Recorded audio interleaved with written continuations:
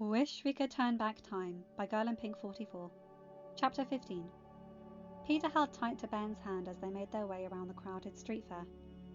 All around them, carnival games were going on, and there was some amazing smelling food. But if Peter was perfectly honest, he didn't care about any of that. He was too busy having fun doing something people only dreamed of doing. Today he was spending time with his uncle, when to him he had been dead for years. Of course, there was the whole time reset thing. He might be younger, but Peter wasn't stupid. He'd dabbled in quantum physics from time to time, usually in a class like English or history, where he was bored and needed to entertain himself. There were theories, for sure. Apparently, Tony even managed to crack the code using PimTech. While the internet had taken a 10-year-sized step back from his perspective, he had pulled up some of Dr. Pym's papers and read up on what he had to date to see if he could figure out how his dad had done it. "What's going on through that curly head of yours, Pete?" "Peter smarter, Ben. Quantum physics." Ben laughed. "Is that so?" Peter nodded. "Just wrapping my head around everything. All of it. You. I'm glad we're here." To his surprise, Ben picked him up. There were times that Peter half forgot just how tiny he currently was. It was annoying. He couldn't ride any of the cool rides anymore. But it made him small enough for his dad or Ben to pick him up, and part of him loved that. There were moments where he wanted to let himself act the age he was on the outside and let his family baby him. It felt good. Video chatting with his dad at night, playing with Ned, having both Ben and May take care of him. "I'm sorry you had to go through all that." Peter leaned down, resting his head on his uncle's shoulder and breathing in his scent. It was quickly becoming as familiar and welcoming as May and his dad's. It's not okay. But it's okay now. You're here, and things will be different this time. He paused. "Do I smell kebabs?" Ben laughed and walked over, and soon the pair were happily snacking. "I can't pretend I understand what's going on, Peter. This whole thing, it's crazy." "You're telling me." "I see my 6-year-old nephew, and then sometimes I see the boy you've become, and I'm so proud. You met Tony Stark." "Technically, I met him at the expo first." Ben shook his head. "No, he saved your life because you decided to play the hero." "And then I became one." "Still not sure how I feel about that." Peter finished his kebab and then leaned his head on Ben's shoulder. "If bad things happen, and I have the power to stop them, and I don't, then they happen because of me. No one else should lose their Uncle Ben's if I can stop it."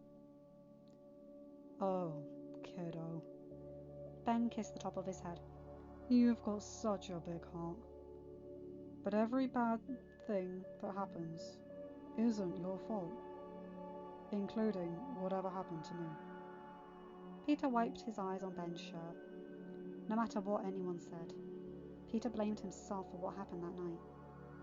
But now Ben was here, and he was alive, and his dad was alive, and he hadn't been gone for 5 years. It was a second chance. It was an experience. One that he was going to make the best of. He may be tiny now, but he could still tinker, invent, study, find ways to help his dad save the world from Thanos, make sure his dad suffered as little pain as possible, and pick up the pieces if something happened. When Peter was 6 the first time around, it was just him, Ned, Ben, and May. Then Ben was gone, and it was just him, Ned, and May. And then Tony came. And then there was Happy, Pepper, and Rhodey. And now he had everyone, and a brother too. It was one of the weirdest situations he had ever seen, but honestly, he hadn't been this happy in a long time. Tony wondered if there would ever be a moment where he felt less weirded out by the fact that he was technically 15 years in the past. Fashion was different, people were younger. He was so different. But then there were things that were soothing, like wandering through the halls of SI Los Angeles with employees greeting him happily, Had they always greeted him that way at this point? Had he just been that oblivious? Granted, at this point in the timeline, he was basically a recluse in the Malibu mansion, letting Obi do whatever he wanted. Hindsight really was 2020 there. Good morning, Dr. Stark. Good to see you, Dr. Stark. Hope you have a good day, Dr. Stark. Similar greetings followed him around as he made his way through the building to his office. Pepper was to his right, Rhodey to his left, Happy at his rear. Tony did his best to smile, return the greetings, and make small talk with what details he remembered from some of the employees. That reminded him, if memory served, one of the paralegals in Legal's daughter was about to be diagnosed with cancer. He'd have to keep an eye out for it and see if he could pay treatment for her slide into a bonus. Today was fully about Stark Industries. For now, as far as the world was concerned, he was owner and CEO. Eventually, he'd hand it over to Pepper. Perhaps he could find a way to weave it and the engagement announcement together and prevent her from being openly roasted as she had been before. He had been such an idiot as to how he had handled it. Granted, he was aware that he couldn't stop all of the negative press, and her track record would speak for her soon enough. Good morning, Dr. Stark. Can I get you a coffee? Rosita asked, looking up from her desk. I'd love that, Rosita. Thank you. Tony smiled at the woman, who was still with Stark Industries in his time.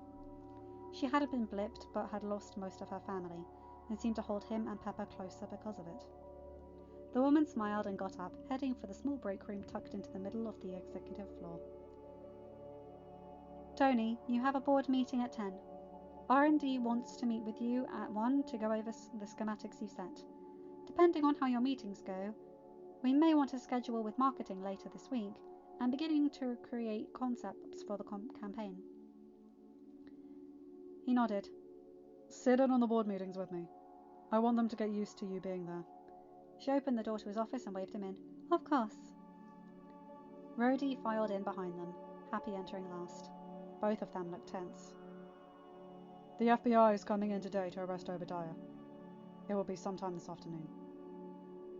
It was coming.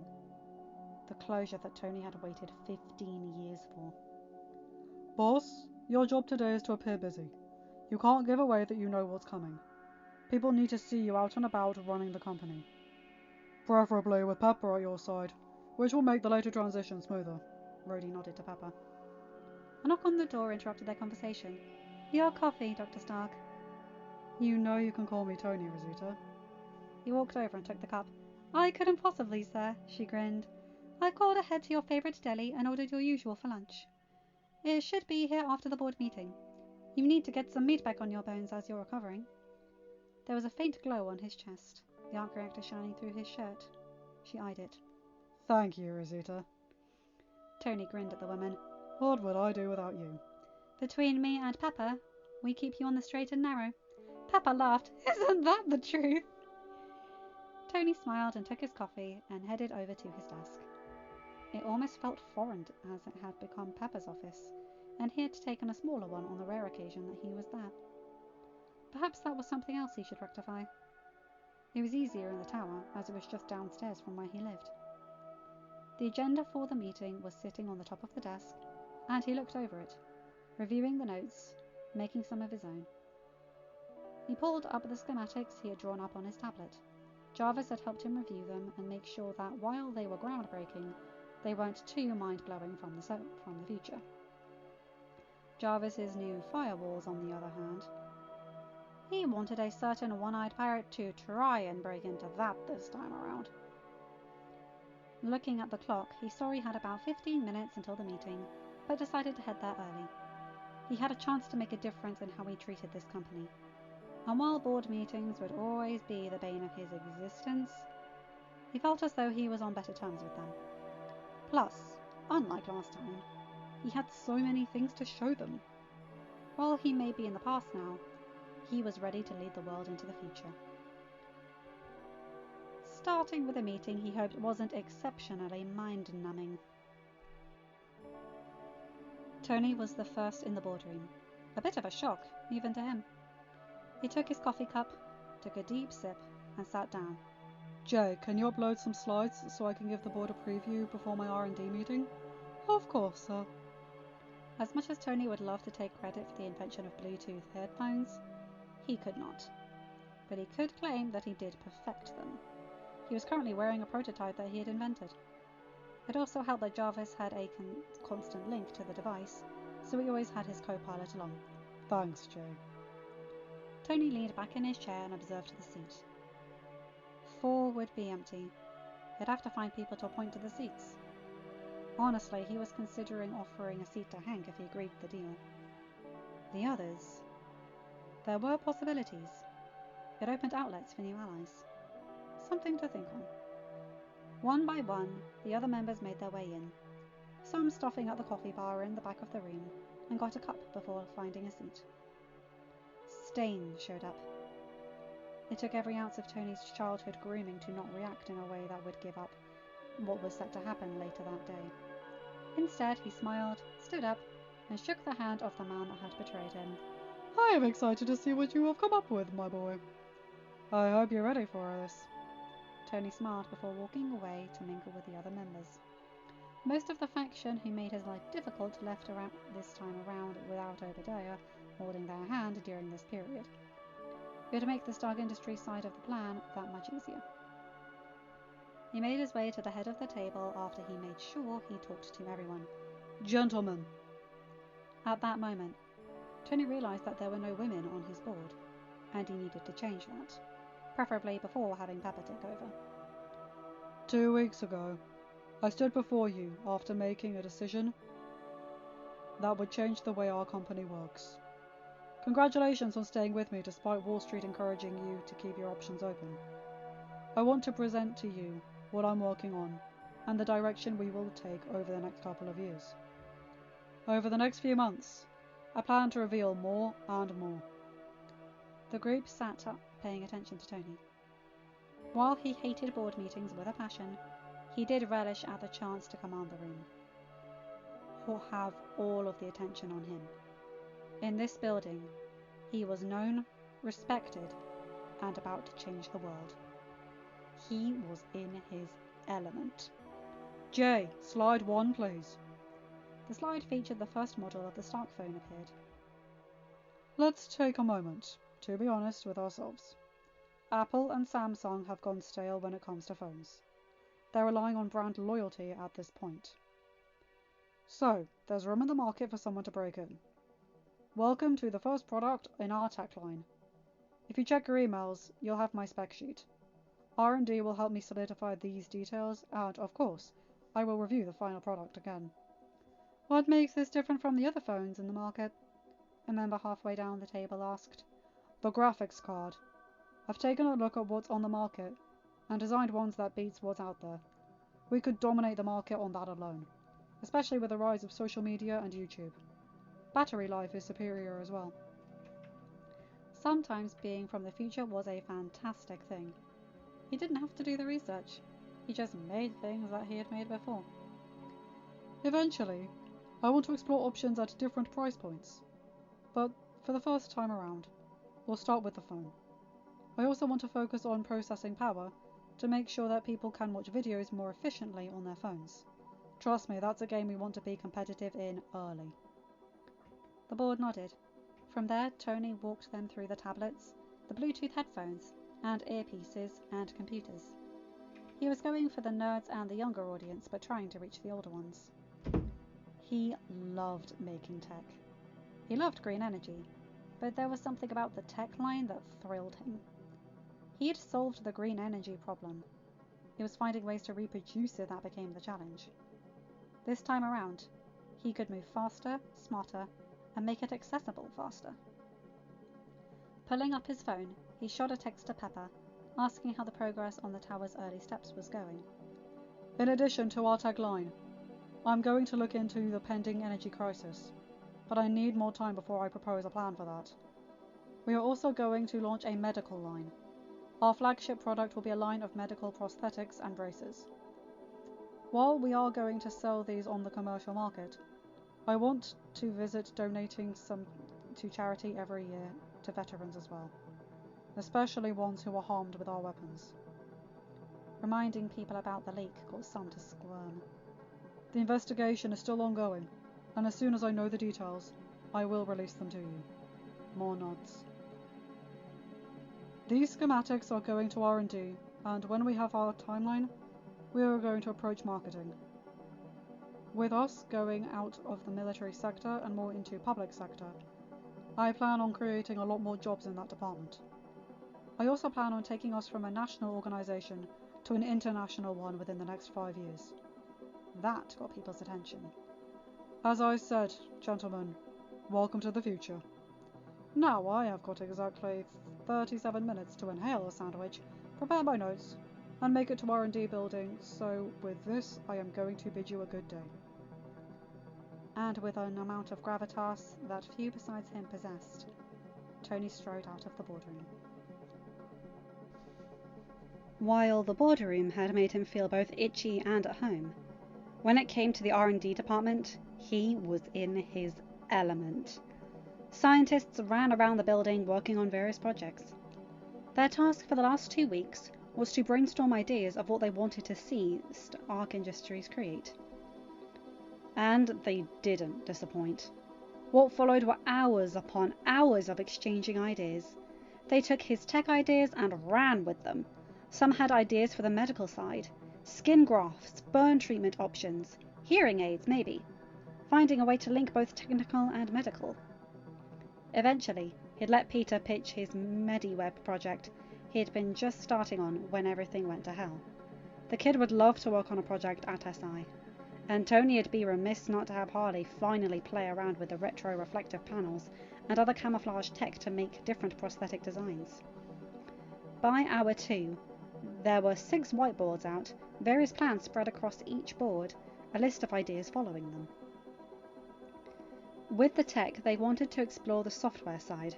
Tony wanted to see where they got with an operating system before he butted in. He offered up suggestions for their version of Siri or Alexa.